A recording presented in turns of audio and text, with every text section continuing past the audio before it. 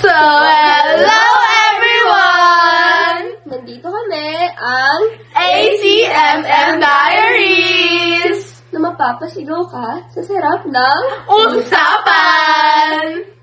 Alam niyo ba guys, gustong-gusto ko na talaga mag-podcast, pero ang dami kong naiisip na topic. sa true lang, bes. Kaya nga, ang daming issue talaga dito sa Pilipinas. Ano, pwede kong gawing halimbawa yung domestic abuse. Ay, oo! Pati yung corruption! Oh my Oo. gosh! Problema din dito sa Pilipinas yung discrimination sa mga kasarian. Oo, te. Naisip ko rin kasi yung diskriminasyon laban sa mga katutubong Pilipino o indigenous people. Oo nga. Kaya Dapat nga. naman natin indigenous eh. Oh. Oo, kaya nga, huwag natin mapaligoy-ligoy pa. Let's start with Mia! Ano na pinanggit ko, di ba, domestic abuse? Oo. Yes, So, domestic abuse. Sa research ko, yung domestic abuse, parang close one siya or family friend, family relative or close friend, na parang inaabuso ka. Grabe. Abuso? Kaya nga, din parang common siya sa, napapansin ko parang common siya sa Pilipinas. And parang commonly, nangyayari siya sa mga babae, o kaya sa mga babaeng nakapangasawa ng mga, parang, na lalaki. And ang dami nating nakikitang kaso nun, kahit nasa sarili nating pamilya, pero wala tayong nagagawa ng maayos. Kasi parang sobrang normalized na niya for me. Like, oo nga guys, promise, it's not fun experiencing that as someone na na-experience na in my own family, guys. And then, like, parang most din ng mga di ba sabi mo parang discrimination sa kasarian? Nangyayari din siya minsan sa mga parang LGBTQ, parang mga lesbian, saka bisexual, ganun. And then also may small percentage din na nangyayari sa mga lalaki, sa mga bakla, alam ko, wala si Sean. Oo, katulog kasi natin doon! Sean Artan. So, shout out po kay Sean Xavier Artan. Kasama ka na sa aming podcast. Yes! Kahit ayaw mo. Okay, so. Pero at the same time, may mga solusyon naman pwedeng gawin yung gobyerno eh. Di ba? Lagi naman di lang nila ginagawa. Ano ba yan? So, kung di magagawa ng gobyerno, ano nga ba yun, Mia? Una yung pinaka parang magpapasagawa sila ng mga organization para mas maano. Isa yung, alam yung CPS, di ba? Ay, oo, Like, parang wala silang ginagawa na maayos. So, kapag naririnig ko talaga mga reports mostly sa Amerika, kasi common yung CPS eh. Parang kapag tinatawag sila, hindi nila sineseryoso yung kaso ng bata. And then, parang invalidate siya ng mga victims. Kaya parang nasa stuck yung mga victims na parang hindi sila magre-report. Kasi wala namang may kinig sa kanila. And like, dapat kailangan yung ayusin ng government. Hindi lang ng government ng US, kundi pati atin. Oo. Masara na sa atin. Oo. Di ba dito sa Pilipinas, parang ang trato sa mga bata yung parang hindi sila seryoso. Mga batang hamog. Pero kasi, lahat naman tayo, may sarili tayong isip and we shouldn't let that, parang, let's not be discriminated, guys. So, continue. Tapos, isa rin yung parang, if as an individual, naka-experience ka na rin na ganun. Kumari, parang outsider ka ako. Kaya parang, nakita mo na talaga siya first hand. Suggest ko talaga magpa-therapy ka. Kasi most ng victims, lalo na pagbata nila na-experience, parang, paglaki nila, may chance na parang gagawin din nila yun. Kasi yun yung natutunan nila. Like, so na-trauma na sila sa mga ginagawa sa kanya. And then, like, parang isipin nila na yun yung tama. Kahit di naman yun kasi ganun sila pinalaki. Kaya, Cycle siya, guys. Oo. Hindi pwede yun. Like, it's a cycle that should be broken, guys. Then, mabuti nga yung mga ibang bata ngayon. So, parang na-realize na nila yun. Kasi sa atin Yes. talaga, sobrang normalized minsan ng domestic abuse, lalo na towards kids. Parang sabi ni Chelsea. Oo. Like, I hope na this generation is maputol na natin yung paggagano. Tulin na yan. Oo. Lalo na may mga isip na yung mga Gen Z, may social media na. Yes. Oo. Kailangan Shout na natin out itigil. sa mga Gen Z dyan. Yes! Shout Ano out! Okay. Ano pa ba pwede kong banggitin sa domestic abuse? Yung, ano mo yun? Yung epekto. yung epekto like sa atin. And then like, hindi lang naman sa ating effect nun eh. May effect din siya. Siyempre sa mismong abusers themselves. And it's like, yung image talaga ng bansa natin. Oo, talaga dun. Isa rin yun. Parang, alam mo yun, maganda yung mga tourist spots ng Pilipinas. Pero like parang, ano tawag dito, parang hindi siya kasi nakikita ng mga tao yung culture natin dito. Tsaka parang hindi nila na maayos. Kaya yun. Tapos isa rin yung epekto sa mga victims is parang pinako mo na binabanggit. Parang depression, anxiety, ganun. Pati PTSD. And then parang, pag na-experience naman nila yun, parang hindi sila sinaseryoso. Oo, like, ginagawang joke yung depression tsaka anxiety minsan. yeah, yung sinasabi nila, it's all in our minds. Like, But our minds can kill too. yeah, like, our minds are so powerful, guys. So, please, stop domestic violence! And be aware din naman, guys. Be aware. Okay, so guys, alam nga pa yung isa pong topic na nakakainis! Oh! Sponsor time! This video is sponsored by McDo! Oh, mas masarap ang McDo sa usapan natin, guys. So, back to our topic. I hate corruption. Yes. Di like, kulong na yan.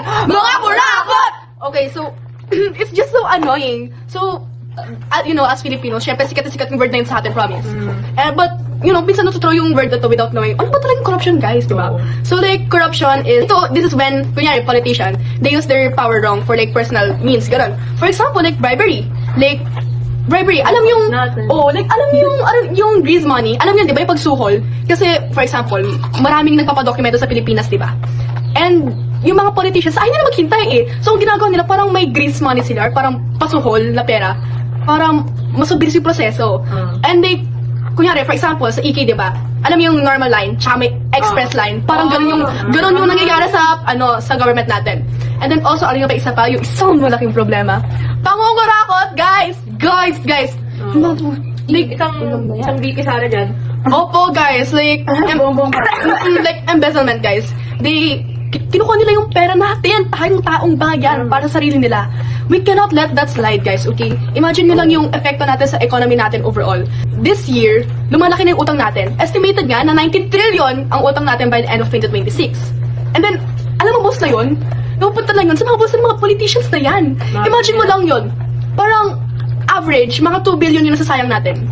Imagine nyo lang yun. Yung mga billions na yun, it could have went sa mga projects natin, and kunyari sa mga education, and sa hospitals natin na sira-sira. Kaya, guys, ito rin isa sa mga epekto ng corruption is yung dekadad. No quality education, wala quality healthcare. Parang wala, naging sub-quality lang siya. Alam mo yung ghost projects? Yes. Oo. Lalo na yun, guys. Hindi pa ba...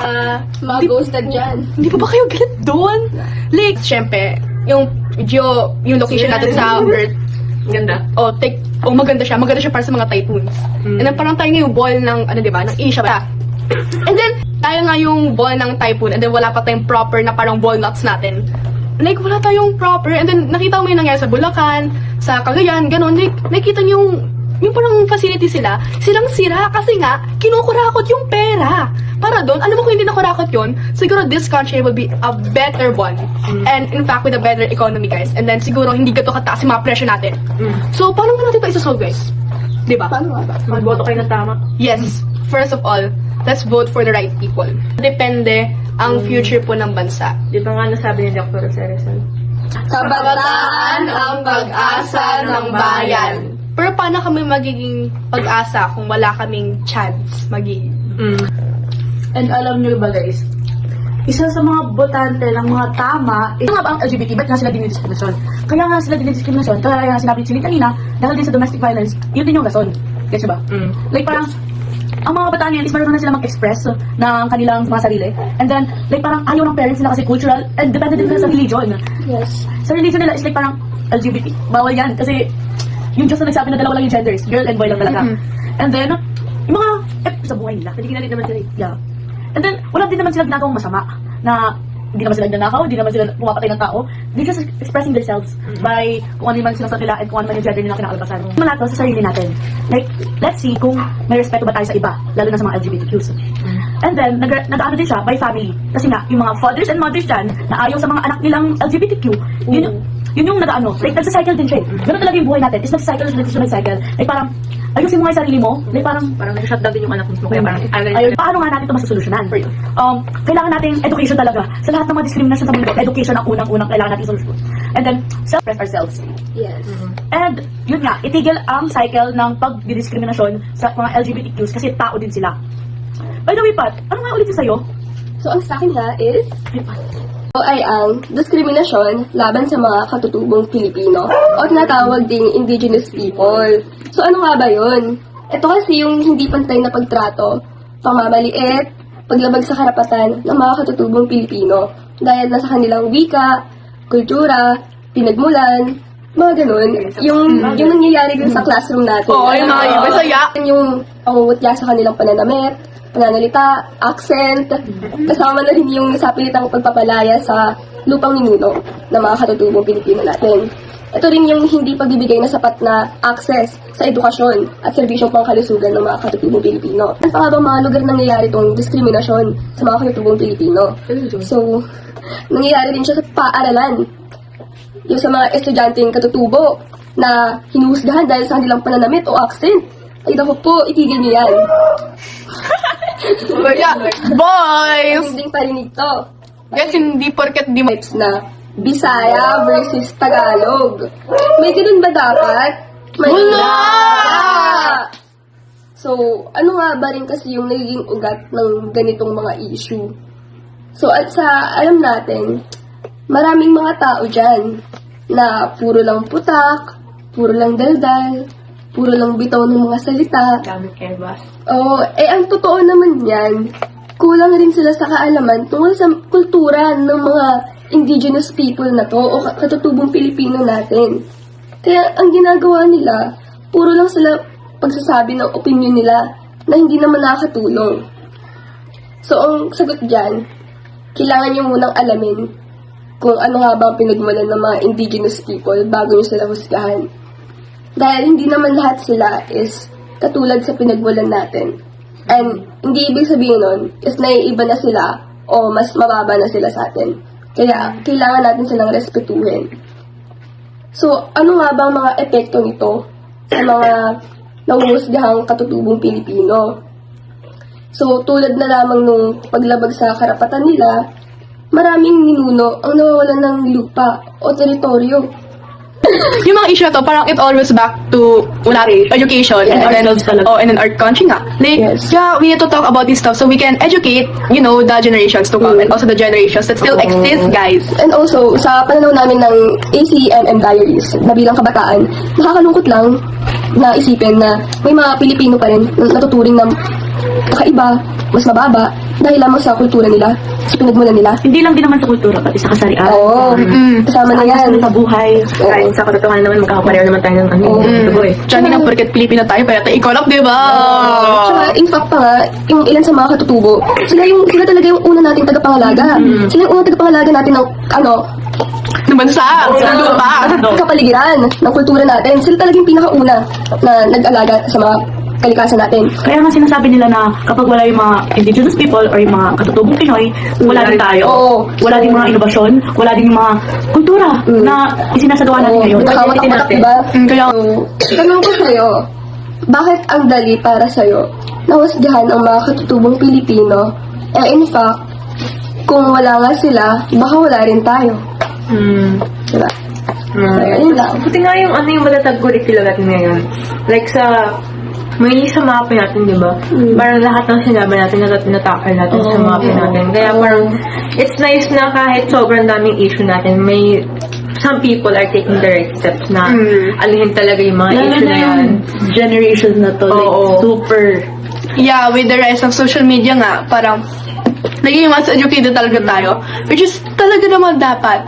So, guys, please be educated. Kasi legit lahat ng mga problems na to, if you know better or if you know something, Maayos siya. maayos at maayos yan, guys. Yes. So, parang yun yung final message namin sa inyo. Yes. Be educated. Yes. Let's stop this discrimination and discrimination talaga. Yes, the discrimination, the abuse, the corruption, the discrimination, Yes. discriminations. No